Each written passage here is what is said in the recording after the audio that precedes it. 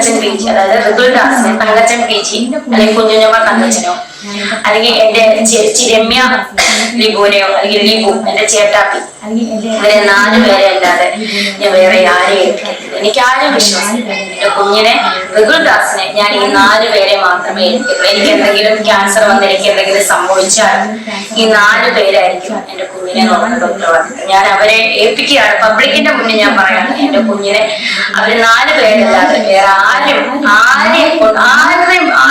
ഞാൻ കൊടുക്കത്തില്ല എന്റെ കുഞ്ഞിനെ പറ്റി. കുറച്ച് കാര്യങ്ങൾ റിയാക്ട് ചെയ്തപ്പം ഇന്ന് കുറച്ചധികം നെഗറ്റീവ്സ് എന്ന് പറഞ്ഞാൽ നമ്മൾ ചെയ്തതിനെ കുറ്റപ്പെടുത്തിയ ആൾക്കാർ വന്നു. രേണുവിനെ സ്നേഹിക്കുന്ന ആൾക്കാരാണ്. ആക്ച്വലി ഈ രേണു നശിച്ചു പോകണമെന്നോ ഇങ്ങനെയൊക്കെ എന്തെങ്കിലുമൊക്കെ സംഭവിക്കണമെന്നോ ആരും തന്നെ ആഗ്രഹിക്കുന്നില്ല. പിന്നെ ഈ കാര്യങ്ങളൊക്കെ രേണുവിനെതിരെ സംസാരിപ്പിക്കുന്നതും രേണുവിൻ്റെ പ്രവൃത്തിയാണ്. എന്നെക്കൊണ്ടത് സംസാരിപ്പിച്ചത് രേണുവിൻ്റെ ഓരോ പ്രവൃത്തിയുമാണ് എഗെയിൻസ്റ്റ് കിച്ചു. അതിനോട് എനിക്ക് യോജിക്കാൻ പറ്റില്ല. ഇപ്പം രേണുവിന് എന്തൊക്കെ പ്രശ്നങ്ങളുണ്ടെങ്കിലും രേണു ചെയ്യുന്ന പ്രവൃത്തിയെ ന്യായീകരിക്കാനേ പറ്റില്ല. ഓക്കെ, കിച്ചു എന്ന് പറഞ്ഞ കുട്ടിക്ക് അപ്പനില്ല, അമ്മയുമില്ല. രേണു രണ്ടാനമ്മയാണ്. പക്ഷെ അമ്മയുടെ സ്ഥാനത്ത് അവർ നിന്നിട്ടില്ല. ഇപ്പോൾ അവർക്ക് ചെയ്യുന്ന പ്രവൃത്തികൾ കണ്ടാലറിയാം അവർ പണ്ടൊട്ടും നിന്നിട്ടുണ്ടാവില്ല എന്ന്. പിന്നെ അവരെ വിറ്റാരും ജീവിക്കുന്നൊന്നുമില്ല. എനിക്ക് യൂട്യൂബിൽ നിന്ന് വരുമാനമൊന്നുമില്ല. എനിക്ക് യൂട്യൂബിൽ നിന്ന് വരുമാനം ഉണ്ടാകാനല്ല രേണുവിനെ പറ്റി പറഞ്ഞത്. ഇതിപ്പം കിച്ചുവിനെതിരെ നിൽക്കുന്ന ആൾക്കാർക്ക് 10 പേർക്ക് മനസ്സിലാകുന്നെങ്കിൽ മനസ്സിലാകട്ടെ എന്ന് വിചാരിച്ചിട്ടാണ്. ആ കുട്ടി നല്ലൊരു കുട്ടിയാണ്, അത് ജീവിച്ച് പൊക്കോട്ടെ.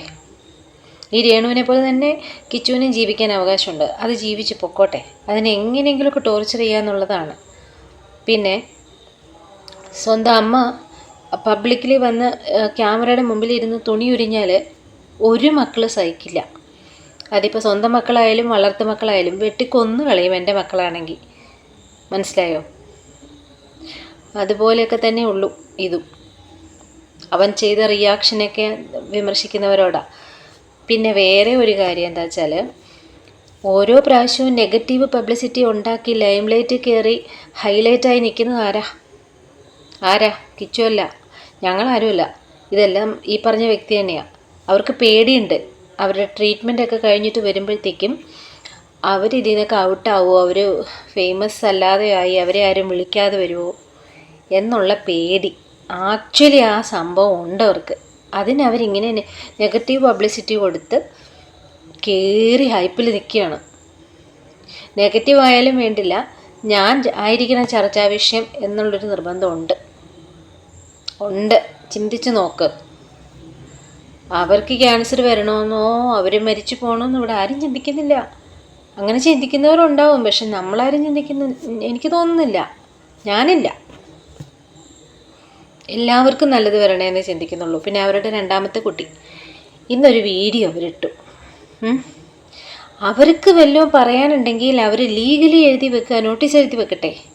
അവർക്ക് അങ്ങനെ വല്ല വിചാരം ഉണ്ടെങ്കിൽ. രണ്ടാമത്തെ കാര്യം, അവർക്ക് അവരുടെ ഫാമിലി പറയാലോ. അവരുടെ അപ്പൻ, അമ്മ, ചേച്ചി, ചേട്ടനൊക്കെ ഉണ്ട്. അവരുടെ അടുത്ത് പറയാം. ഈ പറഞ്ഞ കിച്ചുവിന് റെക്കോർഡിക്കലി രജിസ്റ്റേർഡ് പോസ്റ്റ് മുദ്രപത്രത്തിൽ എഴുതിയിട്ട് അയക്കാം.